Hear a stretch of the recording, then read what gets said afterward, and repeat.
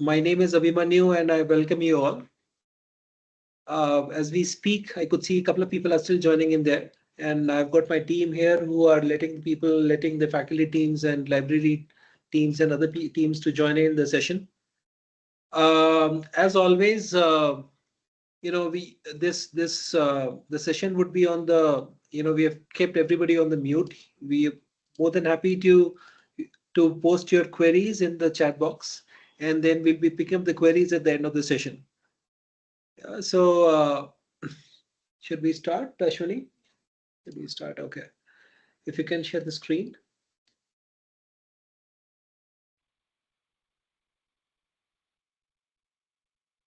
Now, before we start, let me quickly introduce our team here who's supporting the session from the Quiklrn side. Along with me is Ashwini. Ashwini, would like to introduce? Good afternoon. Thank you for joining today's session. Yeah, so Ashwini is managing the product team here. And then we have Netra. Netra. Hello everyone. Welcome to the session. Then we have Kirti here. Hello, good afternoon everyone. Welcome to the session. So Kirti heads our operations team in Quiklrn. And then we have Kavita ji, you there? Yeah. Hello, good afternoon, everyone. Welcome to the session and thank you for joining. So Kavita ji leads our content team overall. Okay, now, and then we have Gautam there as well. Gautam, could you please put your video in? Yeah, we can't see my you, video is on. Can you see my video? It's on. It's on. Okay, if you No, can. no one can see me. We can see you now. Yeah, can see me, we could see you now. We can't miss you. Yeah. Right. After If the we can- everyone. Yeah. Yeah. Okay, and Gautam leads our faculty team overall, and this is how we are. Now, Ashwini, if you can share the screen, let me quickly bring the context of today's meeting. So, you have seen us. This is the third session in a row. And for today, what we plan to do, there are 4 things on the agenda. We're going to start with the English lab login process, the key points around how to access the English lab. And we have covered these points in separate sessions, session number 1 and 2, and few other sessions as well. But there are still few colleges who are trying to understand, who are trying to check with us in terms of how to log into the English lab offerings, the communication and soft skills, right? And we're going to cover that. How to use English lab. Gautam would help us to cover point number 2 and point number 3. Using the English lab, hands-on overview and the features and the tools. There's a facilitator guide which we have set up. This would make the life very, very easy for all the faculty teams and for all the library teams across VTU. And there would be few points around that. And Gautam, we plan to share that with the teams as well, right? After the session. We'll do that. We'll share a link. Correct. And then finally, we will have Kirti, who will be covering up the eBooks access section in terms of understanding how to log in and how to explore the e-learning resources, which is there on the Quiklrn platform, right? So this is all there on the agenda, these 4 things at large. Let's move to the next slide. Okay, Ashwini, could you please help us explain the key steps towards this? We are happy that we have already received almost like 130 data from all the colleges. And for the remaining colleges, our request is you have to send us the student data using this Google form. I think you all would have already received this Google form link through the mails and the WhatsApp messages that we have been sharing with you. So if you don't have the link, you can just scan the QR code which is on the screen. You can just scan it or take a screenshot and share it. Also, what we have to emphasize here is that if you don't share the student data with us, the students are not going to get the access for both communication and soft skills.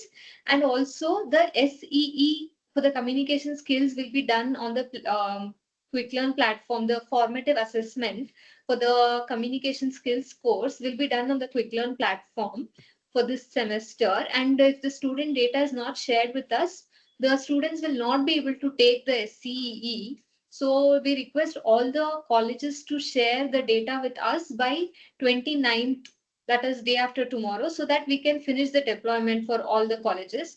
I think it's already been few weeks that the students have started their semester. So please do share the student data with us at the earliest. So this is very important. Just to add on to what Ashwini said, this is very important from from a deployment perspective, that you share the data with us, because until and unless we get the data from you, we would not be able to enroll the students, the colleges and the students onto the course. So very important. We got few calls. We have been getting these calls from a couple of these colleges from VTU, and there are still few queries around how to share the student data with the Quiklrn team, and these are the two ways. Just the Google Form link and the QR code. There are two routes of sharing the data with us. When you access the Google form, you will just have to enter a few basic details about your college, and we have also uploaded a template. You can just download that template, put the student details in that template, and re-upload the Google form, the Google sheet, and we'll deploy it for the students. Yeah. Okay, so I think so. Before anything else, if I repeat that if the faculty teams and the college teams and the library teams, who are yet to share the data, the student data with us, please scan this QR code and share the data with us by 29th, we said, right? Yeah. Ashwini? Please note that the students will not be able to take the semester and examination, the formative exam for the communication skills. Sorry, yeah. Yeah, for the communication skills course, if you don't share the student data with us. So please do share the data by 29th of this month. Okay, let's move to the next slide, Ashwini. Yeah. Now let us start with the login process.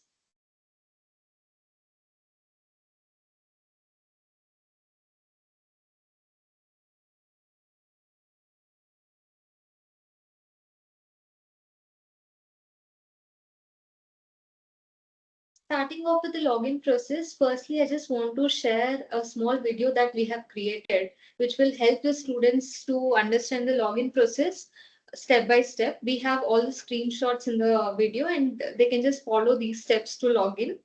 I'm just going to play this video first, and then we will see the live login process on the platform.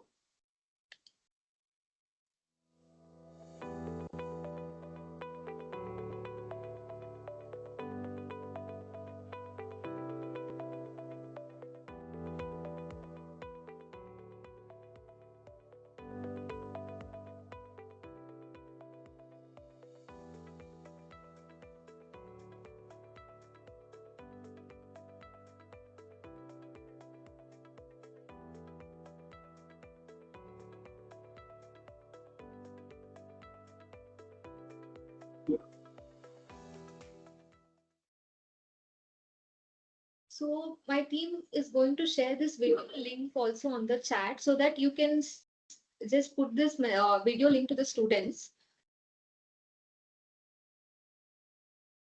and they'll be able to follow the steps and log into the platform.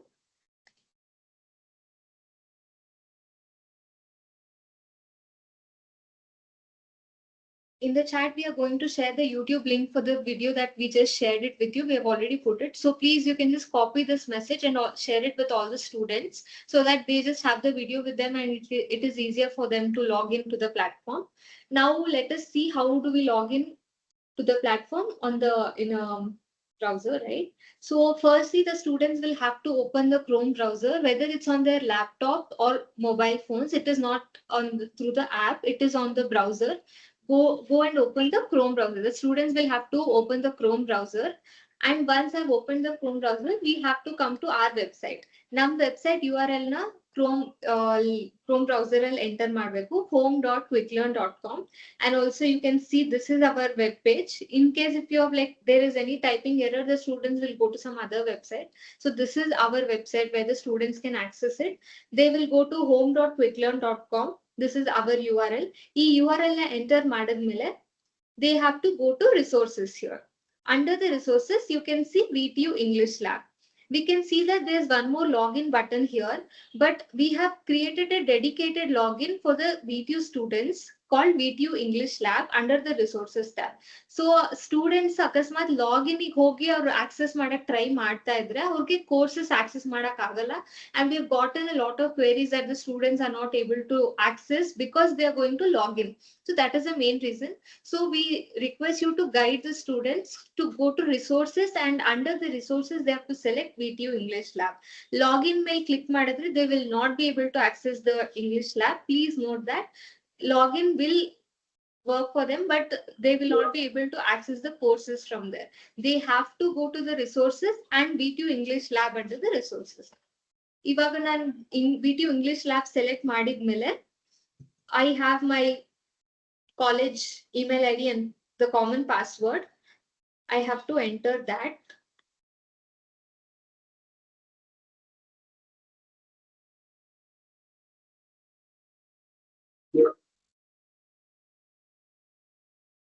I'm just going to use a student ID here. Just give me a second. I'm just entering the credentials and reshare it.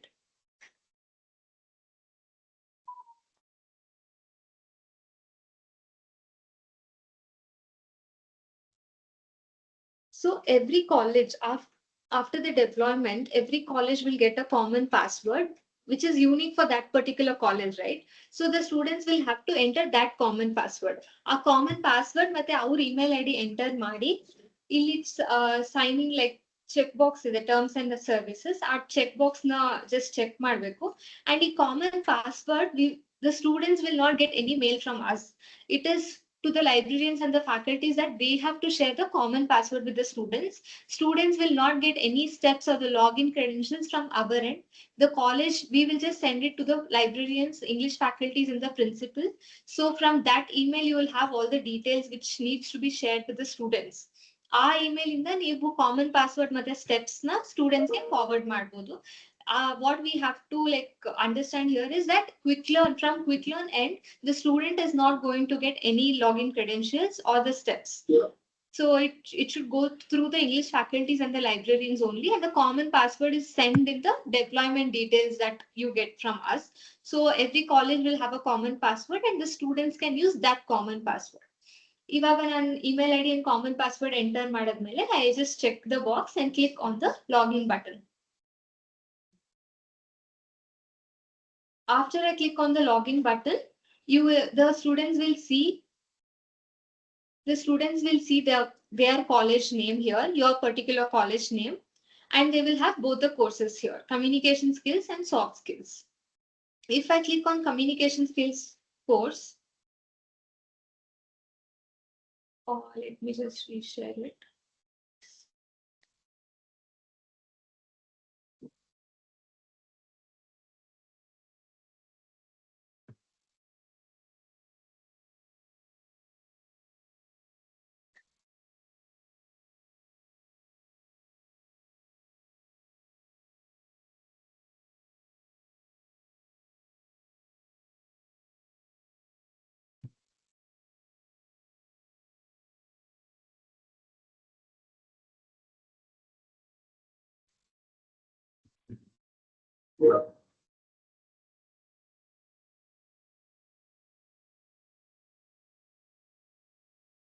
Yeah.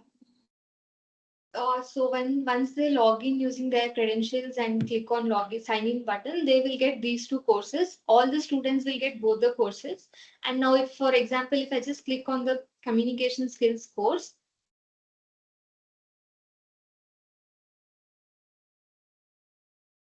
so this is my course, and from here I can just go to know your level, any of the modules, and access the content.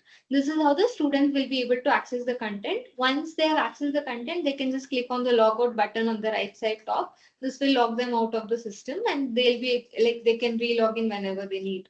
So this is the whole login process. Now I think the same logic would apply for soft skills as well. Yeah, correct. Instead of clicking the start course button, they can just click on start course for the soft skills and they'll be able to access the soft skills course. So these are the steps for the login. I hope it's clear, and also you can just copy the YouTube video link from the chat and share it with the students as well.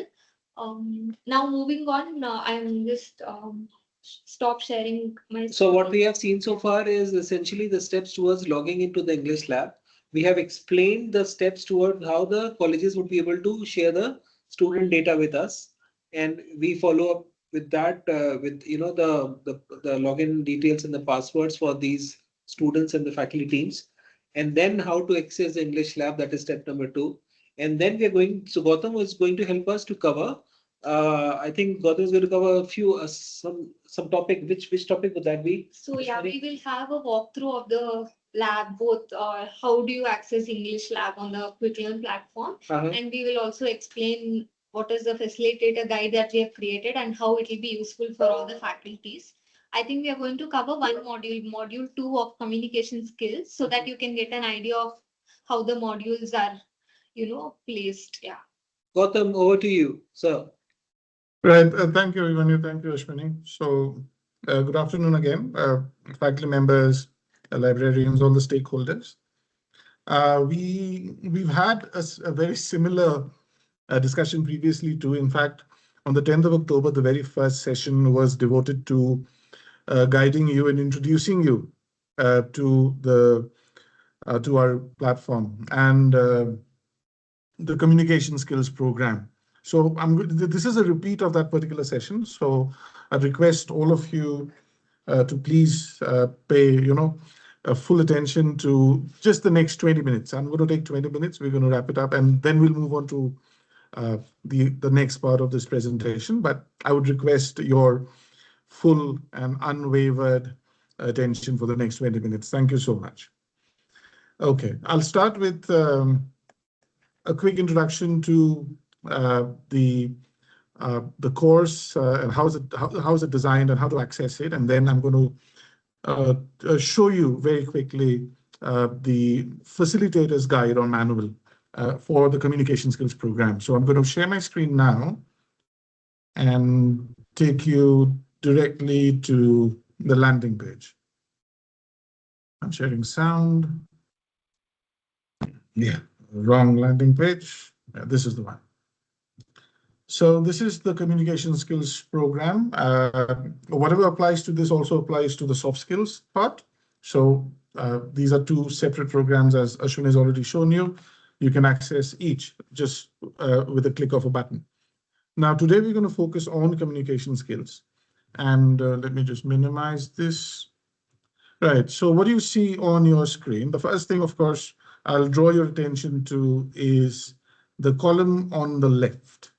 The column on the left, ladies and gentlemen, is essentially the list of content, right?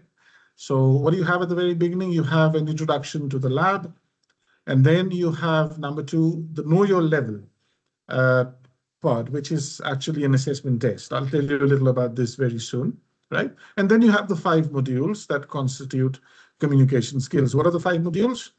You've got communication skills, interpersonal skills, English for employability, English in the digital world, and applying for jobs. And as you all know, right, all these 5 modules are 100% aligned with what the VTU curriculum stipulates.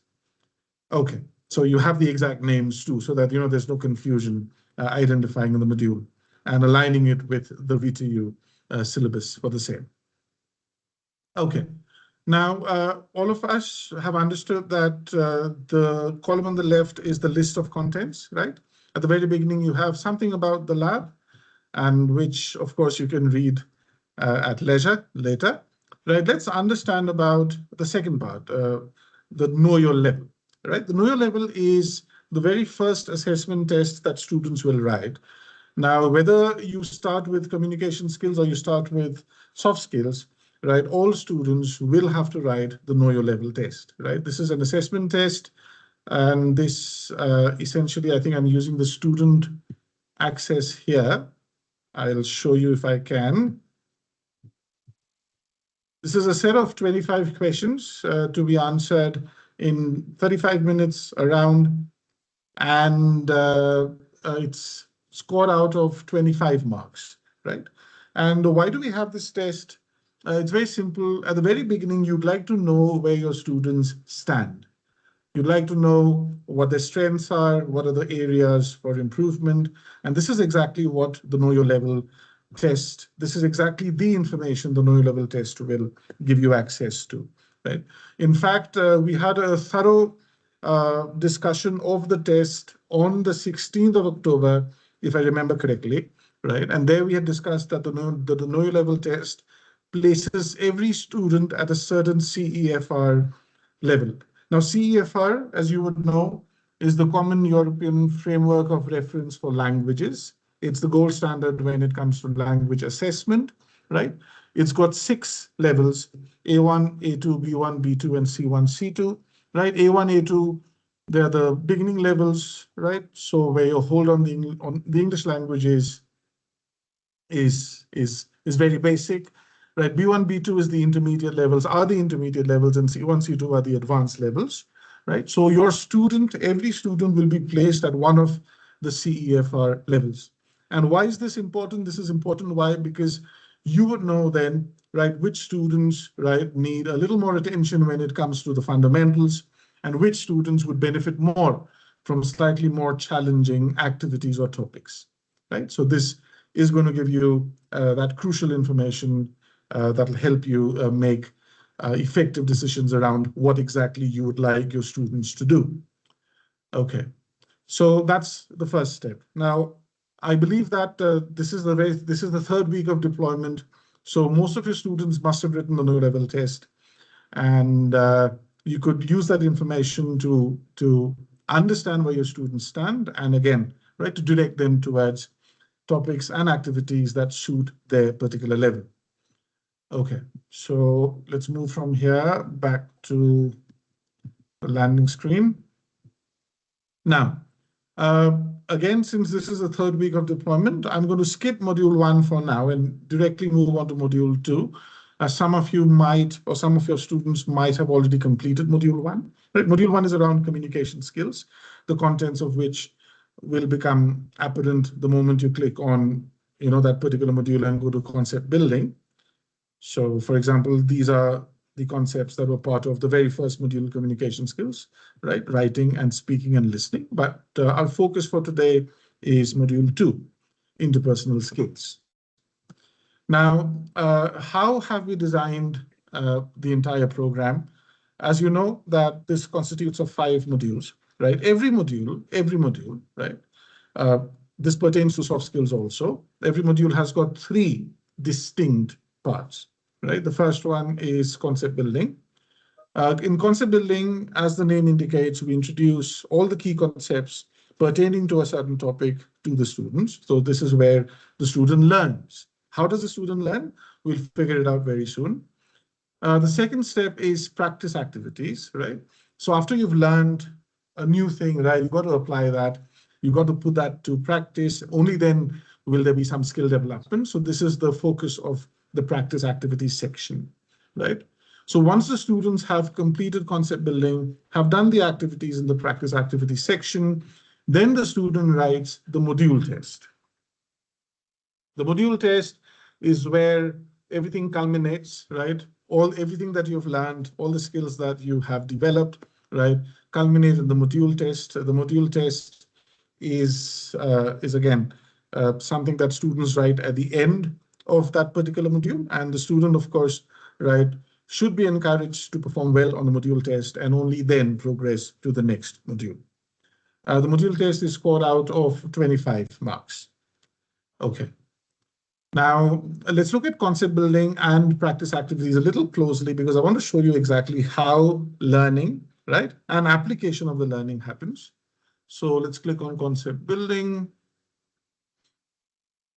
Now we're looking at concept building for, remember, module 2 in communication skills. And what is that module? That module is interpersonal skills.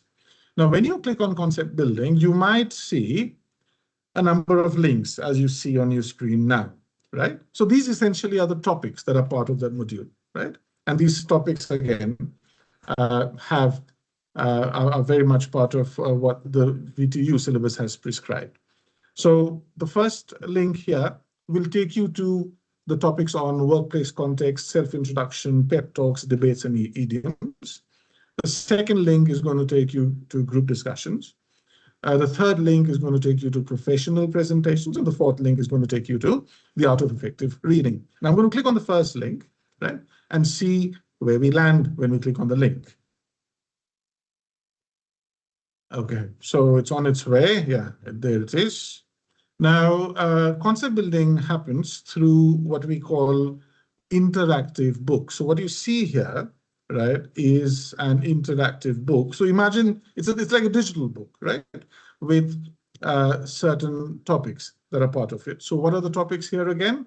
Workplace context, self-intro, pep talks, debates, and idioms, and concept. And this is part of the concept building book here, right? Had you clicked on group discussion, you'd be taken to the interactive book on group discussion. Had you clicked on professional presentations, you'd be taken to the interactive book on professional presentations. Right?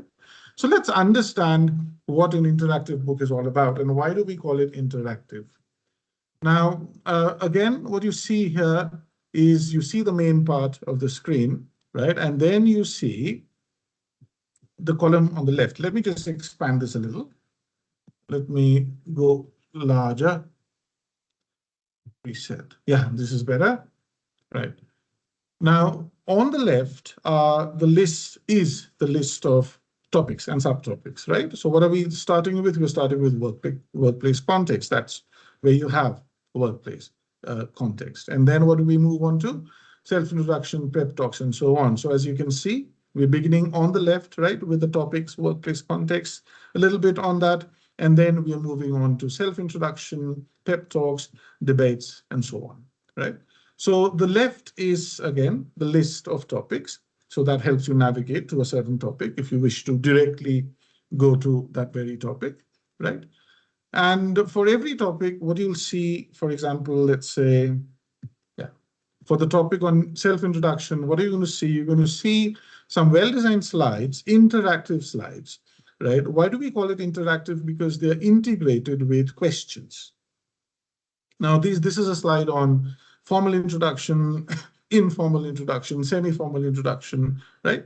And the students go through these slides, and at the same time, they answer some questions pertaining to what's there on the slides, right? And the student has to answer, and the student, of course, right, should be encouraged to answer each and every question. It's just going to reinforce the concepts already there in the slide and give the student the confidence that, look, I've understood what I needed to understand. For every response, wrong or right, there is feedback so that, there's some learning, even if the student has got an answer wrong. So one way of introducing the concepts is through these interactive, engaging slides, right? Another way is through our interactive concept videos.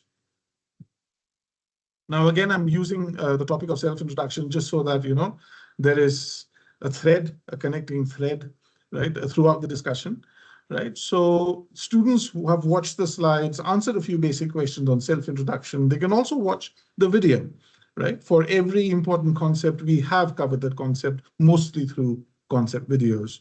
And a speciality of the concept video is that this is not just, any video that you might have picked up from YouTube. No, this is our own in-house developed video, and it's interactive in the sense, right? You have to answer questions as you watch the video. So I'll just play it for you. I'll just play it for a few seconds so that you understand how it's interactive and why its interactiveness, is so crucial as far as the students' attention and learning are concerned. So I'm going to skip the first few minutes and directly go to somewhere here. Academic life. This offers a more rounded view of who you are as a person. For example, your passion about the environment may help with CSR activities at work. Identifying your core values, skills. So what's happening here is that through the concept video, we are essentially talking about how to introduce yourself, right? Do I need to talk about my strengths and weaknesses? Do I need to offer insights as far as my interests or hobbies are concerned? right? I need to identify my core values and skills and what makes me unique. So again, right, everything that I need to know or a student needs to know when it comes to answering the super important question, introduce yourself. So let's continue and see what happens.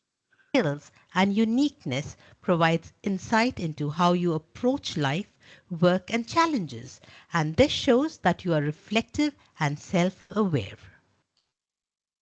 Right. So now a question pops up, and this is what makes it interactive, right? I have to be paying attention to the video and paying attention to what is being taught, right? In order to be able to answer this question correctly. So what's this question?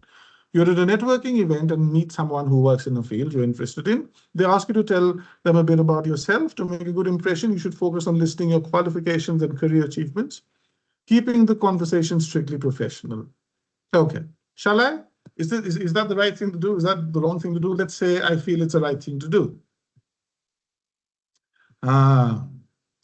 Right? Again, right? In an informal setting like a networking event, simply listing qualifications can seem impersonal. So what happened is that, right, I wasn't paying attention perhaps to the fact that this was talking about a networking event, and that's not a very formal situation. It's not like a job interview situation. So perhaps, apart from just listing my qualifications and career achievements, I should be talking about other relevant things too. So I learn from the mistakes I make, right? And only then can I continue. Coming to formal introduction. So the beauty is that, right, unless and until you've answered that question, you may answer it correctly, very good. You may answer it incorrectly, you're going to learn from your mistake, right? Only then are you allowed to continue and watch the rest of the video. And there'll be some more questions waiting for you ahead. So this essentially ensures that students are paying attention, and not just playing the video and doing something else at the side. So concept building for all the topics across all the modules happen through interactive concept videos and engaging slides with integrated questions. So that's what I wanted to tell you about concept building. I'd again encourage all of you, to take a look at the content yourself, because you will be playing a key role in driving this particular program and ensuring, that your students are doing what they expected to. So if you know the content yourself, you know the flow, right, it's going to help you a lot when it comes to giving guidance to your students. Okay. So we've looked at concept building. Now what we shall do is we'll take a quick look at practice activities. Now this is where, the skills actually get developed. Now again, I'm going to take a look at the same topic. Okay, we're going to take a look at self-introduction just to keep the continuity intact. So for practice activities, again, what you see on your screen, right? You see the main screen, and on the left, you see the list of activities. As you can see, right, there are color-coded activities. Green is easy, right? These are all the easy activities. Yellow is medium level, and red is hard. Now, this is where, again, your understanding of your student's strengths and weaknesses come into play. Now, for example, your student has scored a B1 on, or let's say a B2, right, on the assessment test, the know your level test. So you know that this particular student, right, is going to benefit more from the medium level activities or the more challenging hard activities. However, someone who has scored just A2, right, you definitely ask that student to start with the easy level activities. And that's, again, keeping the know your level score in mind and guiding your students, keeping that score in relevance is key to how effectively this program works for your students. Okay, so we've got easy, we've got medium, we've got tougher, harder activities, right? So let's take a look at something around presentation, right? Introducing yourself, sorry, not presentation. And I see that there is an activity here, right? In the medium level activities, introduce yourself with impact.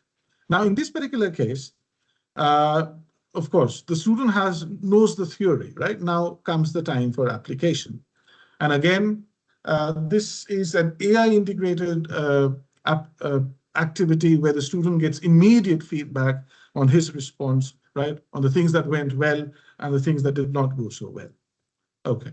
So I'm going to quickly take you through this. In fact, I think the last session we had, I had spent a lot of time explaining how an AI integrated activity works. But in this case, I'm just going to do it quickly because, again, I need to show you a little of the manual too. Okay.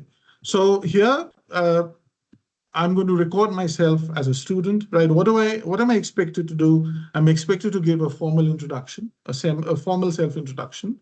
There are some pointers, right, that I need to pay attention to. I need to think professionally. I need to give relevant key information. I need to keep my tone professional, and I need to be concise, right? And of course, there's the expanded version of these points. Imagine you're at the beginning of the job interview, right? Consider a specific role and what the interviewer would like to know about you initially. Clearly state your name. What else does it say? Mention your relevant skills, right? State your career goals and what are you looking for in this opportunity and so on. Okay, so I've got the pointers. I know what to do, right? I know that I need to give a formal self-introduction. These are some target words that I could use. I'm encouraged to use in my response. I need to speak at least 60 words. I have a target time of a minute. I don't need to speak for exactly a minute. A minute or under would be fine. And once I'm ready, I click on the start button.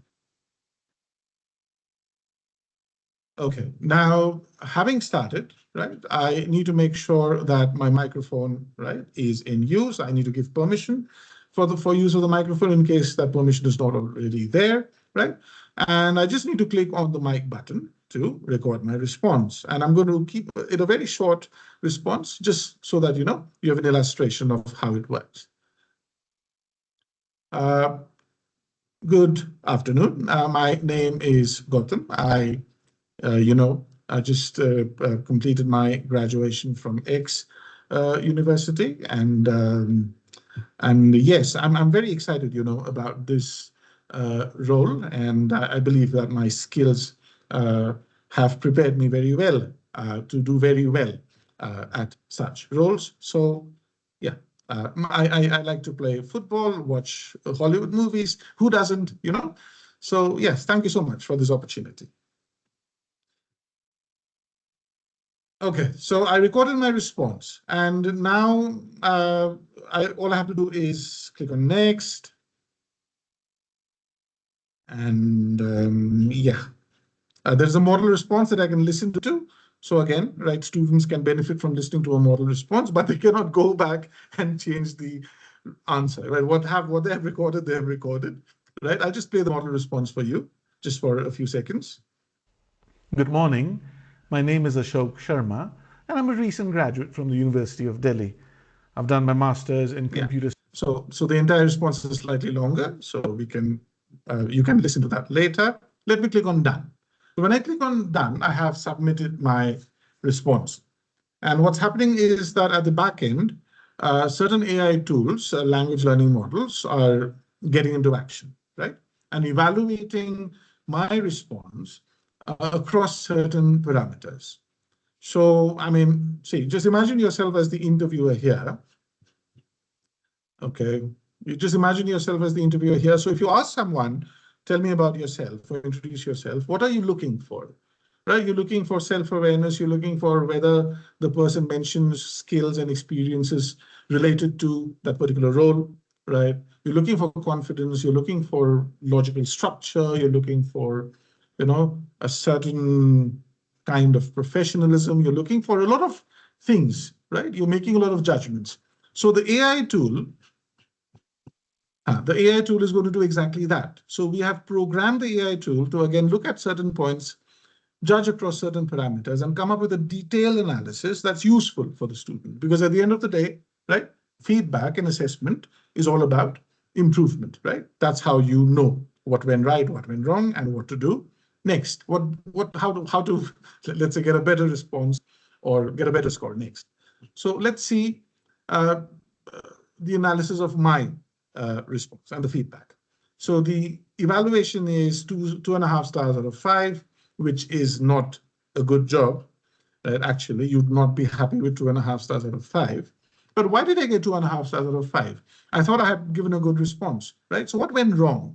Let's find out. Okay. Now, what you see in the box here, the rectangle here in gray, these are the exact words that I have used. This is my exact response, word for word, right? And then what you see just below that, you see some green highlights, some red highlights. All the red highlights are the mistakes I have made, right? So the first red highlight is the word you know. And of course, you know that the phrase you know is not really very welcome when it comes to professional context, right? In professional conversation, you should not use such fillers such as you know. So then such usage has been highlighted. I think I've made some grammatical mistakes somewhere, right? So certain usage mistakes, certain grammatical mistakes have been highlighted, and the suggestions have been given in green. So that's the first level of feedback and correction. Now let's look at the second level. As you can see, there are 7 points here, right, that the feedback is covering. The first one pertains to relevance, right? Was it relevant? Let's see. The speaker briefly mentions their excitement and skills, but does not clearly connect them to the specific role or job requirements. So now I know, right, that okay, I did mention my skills and my excitement, but I really did not connect it to the job, right? I was not that specific, right? Professionalism of tone, was it professional? Not so much, because of my usage of the phrase you know, which is not suitable for professional setting. Conciseness and focus, right? There were some unnecessary details about personal hobbies, not relevant again, right? Confidence and clarity of delivery, right? There was a lack of confidence again because of the informal and filler words I was using, right? Grammatical accuracy, there were minor grammatical errors. Structure and organization, disorganized. Again, I'm jumping from hobbies, to how excited I am. So that's not a very organized answer. And suggestions for improvement. Now, this is very important here. Focus on relevant skills and experiences related to the job. Use formal language and avoid filler words. Organize the introduction to clearly highlight qualifications and enthusiasm for the role. As you can see, the feedback is rich. And as you can see, the feedback is practicable in a sense. Students know exactly what to do next, what to work on next. Now, again, dear faculty members, librarians, stakeholders, please explore the activities that we have, because most of these activities that we would encourage students to do would be similar. There'd be some learning that would be directly and immediately enforceable. Right? And if you are familiar with these activities, you'd be in a better position to guide your words. So again, please explore the platform, explore the concept building, explore the practice activity section, right? So that again, you have everything on your fingertips and you are you are correctly positioned to ably and properly guide your words. Okay, now I'm going to make a very quick transition to the facilitator manual, right? And I'm going to keep things again comprehensible in the sense I'm going to focus on the same topic. Now, you as a faculty member or a librarian or a facilitator, let's use the word facilitator, right? It's a more general encompassing word, right? We have worked on, we've worked on a manual just for you, right? Just to help you direct your students better, right? So that again, the learning is effective and the outcomes are achievable. So again, I'll show you the beginning of the manual, so don't worry about that. But let's focus on page number 20. Page number 20 is Module 2, Interpersonal Skills, right? So how have we designed this manual, this facilitator manual?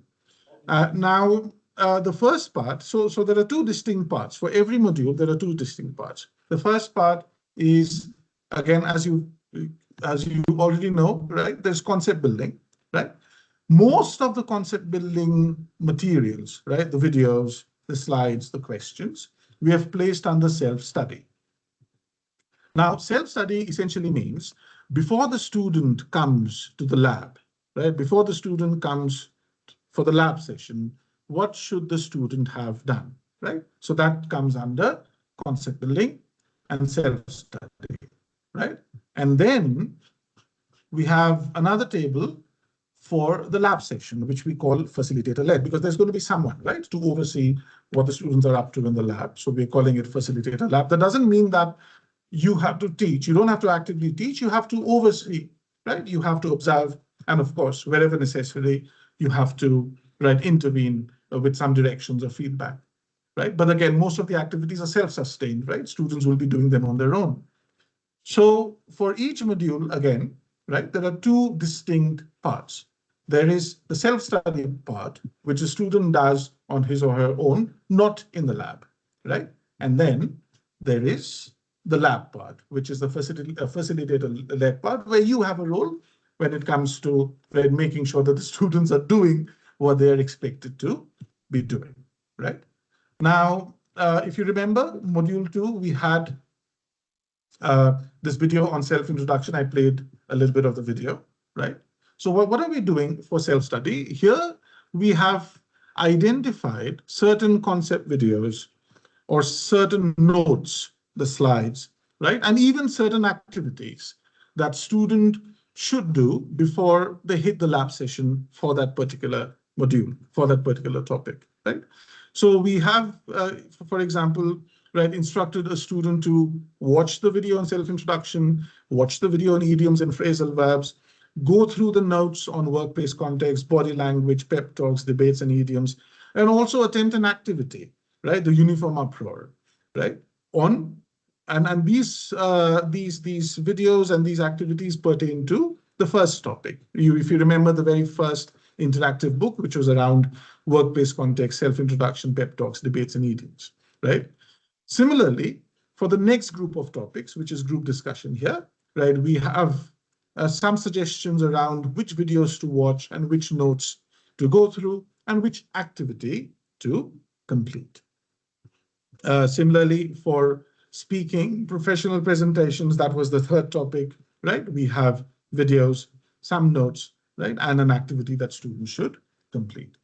Now, what is your role here? Your role is to be familiar, right, with what is expected of a student when it comes to a certain module, right? So for module 2, interpersonal skills, what are the topics, what are the subtopics, and what are students expected to do before they come to the lab for that particular topic? For example, let's say tomorrow or next week, let's say next week, okay, you plan to cover these topics, right? So what are you going to tell your students? You're going to tell your students that, okay, we're going to cover these topics in the lab, but you need to come prepared with this. You need to have watched the video on self-introduction. You need to have watched the other video on idioms and phrasal verbs, completed these slides, these questions, and have done this activity, right?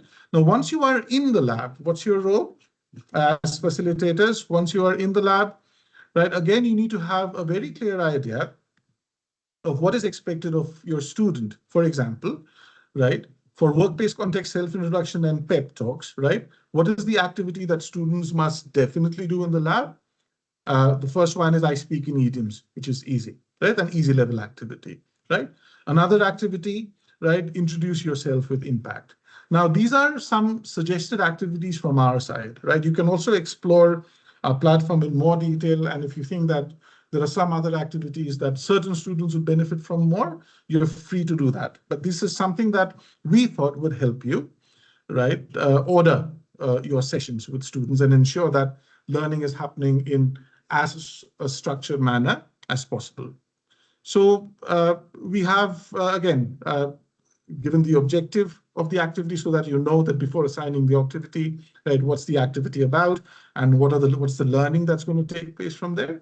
And the duration. The duration, of course, right, is an estimate. It can go beyond it. Some students might be able to complete the activities before it. But then again, right, this is just for your understanding that, okay, right, I can have these many activities in this amount of time. For example, let's say if your lab session is 60 minutes long, right? So you would know, right, from the duration here that how many activities can I fit in this particular lab session. And then you can plan your lab sessions accordingly.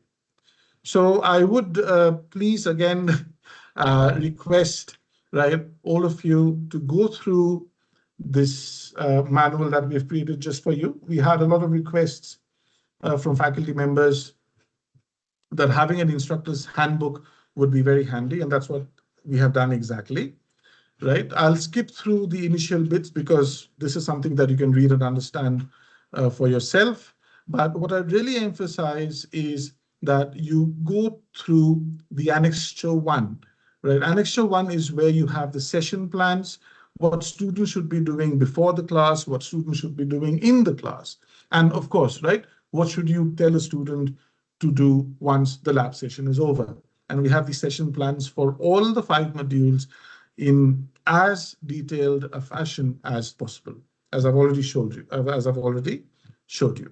And yeah, so again, the purpose of the manual is very simple, right? We want all of you to be very comfortable driving this entire program. We want all of you to be very comfortable with, for example, guiding students through module 1, right? Telling them what they should be doing on their own, right? Guiding the lab sessions, giving them the required feedback or the required guidance, right? Whenever students come to you with a particular doubt.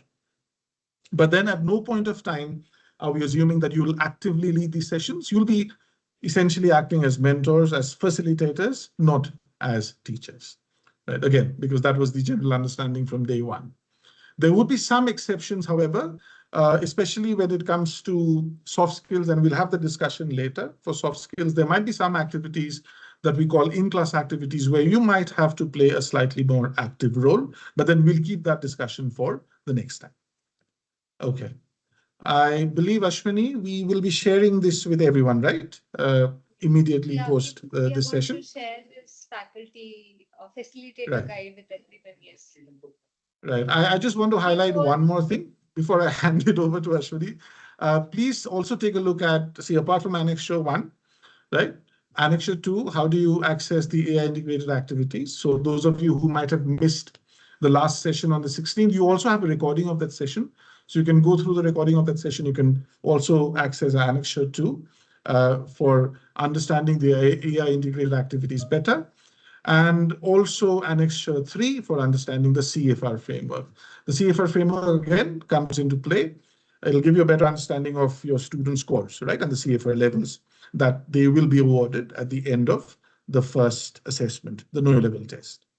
Okay, Ashwini, I guess we are done for now. And yeah, you were saying something. We are going to Please share continue. the facilitator guide in the chat as well now, so you'll be able to access it from there as well. Please, we are just going to share it in next few minutes.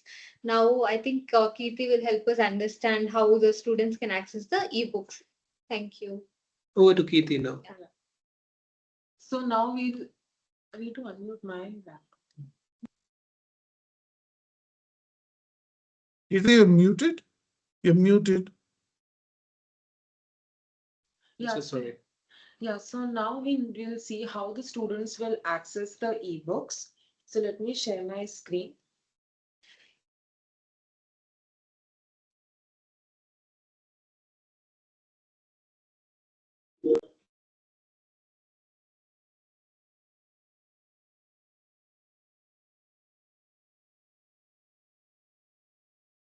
So the most important step over here is the students can access the ebooks through the platform from our website, but the students needs to be connected through the college IP or the college network. So the students will come to home.quiklrn.com, and under the resources tab, they will click on the third menu, which is VTU ebook IP access.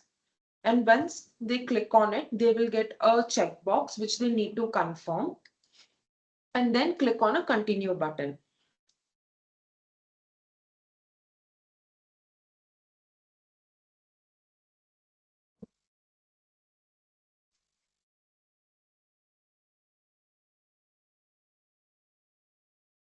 So if the students are connected to the college network, the name of the college will reflect on the left right-hand bottom corner. And if the students are not connected to the IP address, they will get a pop-up that get connected to the college network. After that, the first tab that they need to select the library. So you click on select library.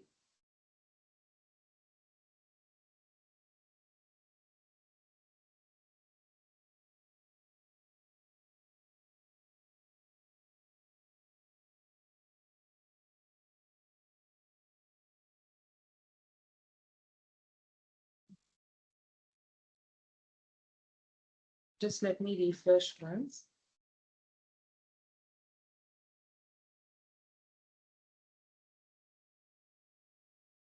But the key point here, everyone, is that, as we log in for accessing the ebooks, we need to go to the resources option.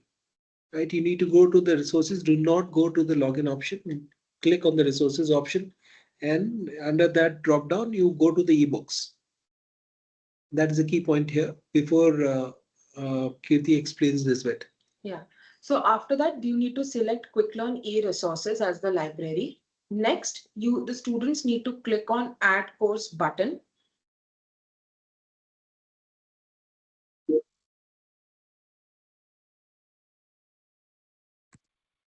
So here there are multiple categories under the Add Course buttons or the programs where they can select. If they're first year students, they can check box on the first year VTU ebooks, or if they're from CSE, ECE, they can select those checkbox and click on the Add button. Once that's done, there are two ways to access the ebooks. Either you can go to View Books by Courses. According to the program that you have selected in the Add Course button, those programs will reflect in your View Books by Courses, and all the books are reflected over here. You can use the scroller to move from right to left and select the ebook. And if you want to read any of the book, the student can click on the tile wherein the ebook will load on the screen. This is a Chrome-based access, so they will read the book online. And once they have read the book, they can click on the cross icon, or the students can go to View All Books, where they will have the complete list of all the books. As of now, we have given access to 180 plus books on the platform. So the students can come here. These are maintained in a alphabetical order. The students can scroll down through the list of the books. And if they want to read any of the book, they can just click on the book tile and the ebook page, and the ebook will load for them. They can go through the book. And if they even want to search, there is a search box present here. They can type any keyword. Like if I type chemistry and click on the search icon, it will load the chemistry ebooks. There is no chemistry as a keyword, but you can type a proper keyword according to their programs. So this is how, and once they have finished reading, it's mandatory that the students click on the logout button.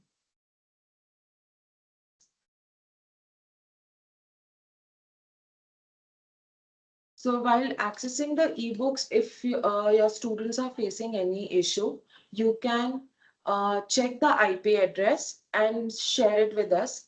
Anyways, we have mapped the IP addresses for all the 200 plus colleges on our platform. Still, if they face any problem or your network has been changed, you can put the correct IP address to support@quiklrn.com. So there is one question I could see, Kirti here. One quick question: that are these books downloadable? No, so these books are not downloadable. The students can only read it through online method. Okay, thank you, thank you. So, Mr. Ravi from Don Bosco, I think that serves the query. Your query. Okay, so you've got any other queries? You could please mail us or write to us on support@quiklrn.com. Thank you everyone for joining the session today. We'll let you know, when we are conducting the next one, the next session in large. But I believe these sessions are bringing value, bringing everybody closer to the real usage. Slowly. I mean, we've been connecting to each of the colleges, and we've been getting get a sense that perhaps these sessions have been very useful for all of you to how to use it, how to use the English lab, how to use the ebooks, how to be more aware of the key features which the faculty teams and other stakeholders needs to be aware of, the facilitator guides and so many other things as well. Thank you so much for each one of you who has been participating in these sessions so far. We look forward to such participation in the next session as well. We'll keep you informed and on when it would be conducted. So thank you so much, everyone.